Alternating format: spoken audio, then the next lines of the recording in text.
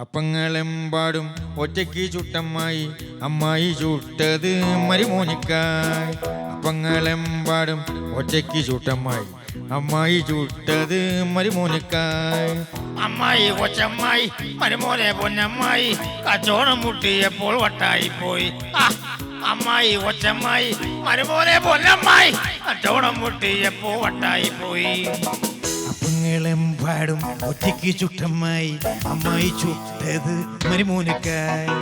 അപ്പങ്ങളെമ്പാടും ഒറ്റയ്ക്ക് ചുട്ടമ്മായി, അമ്മായി ചുട്ടത് മരുമോനിക്കായി.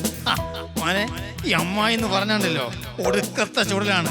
ഈ നായിൻ്റെ മുകളിൽ ഈ ചുടൽ നിർത്തണമെങ്കിൽ നമ്മുടെ സുരേഷ് ഗോപി തന്നെ വിചാരിക്കണം. ഈ എന്ത് ചുടലാന്നറിയോ? ചുടല് മാത്രല്ല, വേറെ ഉണ്ട് ഭ്രാന്ത്. കഞ്ഞി വെച്ച് പുട്ടുകുത്തി പിന്നെയും കുത്തി. എന്തൊടുക്കത്തെ കുത്താണ്. ആ സുരേഷ് ഗോപി ഒന്ന് വരാൻ പറയും മോനെ. അമ്മായി കൊച്ചമ്മായി ചിറ്റമ്മായി പൊന്നമ്മായി ഒടുക്കത്തെ അമ്മായി കരിനീല കൊണ്ട് വട്ടായി തീർന്നു പോ. വേഗാതെ പോയി, വേവേറിപ്പോയി, വേഗാതെ പോയി, വേവേറിപ്പോയി, ചൂടാറിപ്പോയി, ചൂടായിപ്പോയി, ചൂടാറിപ്പോയി. മക്കളെ, വേഗം വേഗം വേഗം തോനെ വിളമ്പി അരിപരി വറ്റി കരിപരി വറ്റി പിടിപരി വറ്റി കരിപരി വറ്റി വട്ടായിട്ട് കരിപരി വറ്റി വട്ടായി പോയി.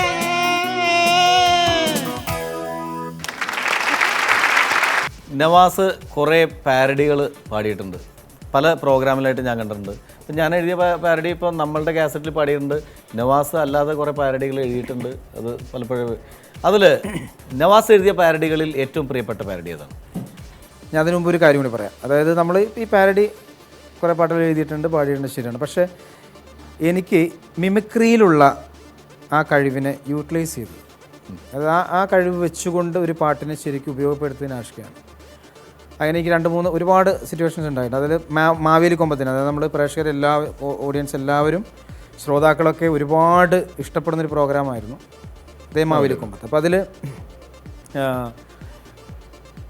അതിനു മുമ്പ് മുരളി സാറിന് വേണ്ടിയിട്ടുള്ള വോയിസിൽ എന്നെ കൊണ്ട് പാടിപ്പിച്ചു.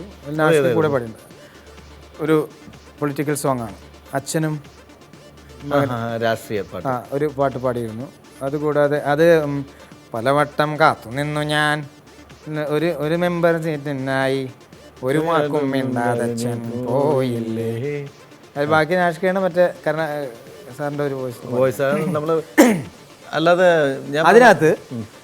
അതിനുശേഷം ഇപ്പോൾ ലാസ്റ്റ് മാവേലി കൊമ്പത്ത് വന്നപ്പോൾ നാഷിക അപ്പോൾ എന്നെ വിളിച്ചത് തന്നെ എനിക്കൊരു വലിയ സന്തോഷം ഉണ്ടായ കാര്യമാണ്. അപ്പോൾ ചിലപ്പോൾ അത് പറ്റും എന്നുള്ള വിശ്വാസം കൊണ്ടായിരിക്കും. അത് തീർത്തും അത് ചെയ്തു തന്നു എന്നാണ് എൻ്റെ വിശ്വാസം. മാമുക്കോയ്ക്ക് വേണ്ടിയിട്ട് ഒരു പാട്ട് എഴുതിയപ്പോൾ അത് മാമുക്കോയുടെ വോയിസിൽ പാടണം, അദ്ദേഹത്തെ കൊണ്ട് തന്നെ അത് അഭിനയിപ്പിക്കണം എന്നുള്ള ഒരു ചിന്ത അത് വന്നപ്പോൾ നാഷിക എന്നെ വിളിച്ച് നവാസ് അത്. പക്ഷേ ആ പാട്ട് നവാസ് പാടിക്കഴിഞ്ഞപ്പോൾ മാമുക്കയുടെ ശബ്ദത്തിൽ പാടിയിട്ട് അതിൽ അഭിനയിച്ചത് മാമുക്കയാണ്. മാമുക്കയെ അഭിനയിക്കാൻ വേണ്ടിയിട്ട് ലൊക്കേഷനിൽ വന്നിട്ട് ഇത് പാട്ടിട്ട് കേട്ട് എൻ്റെ അടുത്ത് പറഞ്ഞു, ഇത് ഞാൻ തന്നെ പാടിയ പോലെ ഉണ്ടല്ലോ, ഞാനപ്പോൾ പാടി. ഞാൻ പറഞ്ഞത് ഇത് നവാസ് ഓനോട് പറഞ്ഞിട്ടുണ്ടായിരുന്നു, അപ്പോൾ തന്നെ അഭിനയിക്കണം എന്നുള്ളത് കൃത്യമായിട്ട് പറഞ്ഞിട്ടുണ്ടായിരുന്നു. കൃത്യമായിട്ട് ആ ലൊക്കേഷനിലുള്ള എല്ലാ ഷൂട്ടിംഗ് കണ്ടു നിന്ന് എല്ലാ ആളുകളും വിചാരിച്ചത് കറക്റ്റ് മാമുക്കയെ പാടിയെന്നാണ്. കറക്റ്റ് അതേ സാധനങ്ങൾ. മാമുക്കയിൽ അതിൽ അഭിനയിച്ച സമയത്ത് ഒരു പൈലറ്റ് ട്രാക്ക് നമ്മൾ കേട്ടപ്പോൾ അദ്ദേഹത്തിൻ്റെ ഡയലോഗും ഞാൻ തന്നെ ഡബ് ചെയ്തു. വച്ചനൊന്നൊരു കൊച്ചൻ, നമ്മുടെ അഭിഷേക് ബച്ചൻ്റെ അച്ഛൻ. തൊണ്ടക്ക് ദിവസമില്ല. ഒരു വിധം ഒപ്പിച്ച് വച്ചനൊന്നൊരു കൊച്ചൻ, നമ്മുടെ അഭിഷേക് ബച്ചൻ്റെ അച്ഛൻ. പണ്ടൊരു കാലം പുള്ളി സോല നടിക്കണ കാലം. ചാൻസും ചോദിച്ച് കരഞ്ഞും കൊണ്ടെത്തി, മീശ വിരിച്ചൊരു ചുരുമുടിയൻ, താടി വളർത്തിയ ഒരു തടിയൻ, അംജദ് ഖാനം ഒരു പകയൻ. അരേ ഓ സാമ്പ ഇസ് പിസ്റ്റൽ മേ 3 ഗോലി ഹേ. എത്ര? 3 ഗോലി. പിന്നെ വേറെന്തൊക്കെ കള്ളിമാർ പറയുന്നുണ്ട്. എല്ലാം പറഞ്ഞു വരുമ്പോ നമ്മുടെ വെടി തീരും. തൽക്കാലം ഇപ്പൊ വെടിയിൽ നിർത്താം. ഇപ്രായത്തിൽ അതേ പറ്റുള്ളൂ. ടിഷ്യൂ പച്ചനൊന്നൊരു കൊച്ചൻ, നമ്മുടെ അഭിഷേക് ബച്ചൻ്റെ അച്ഛൻ. പണ്ടൊരു കാലം ഉള്ളി സോല നടിക്കണ കാലം.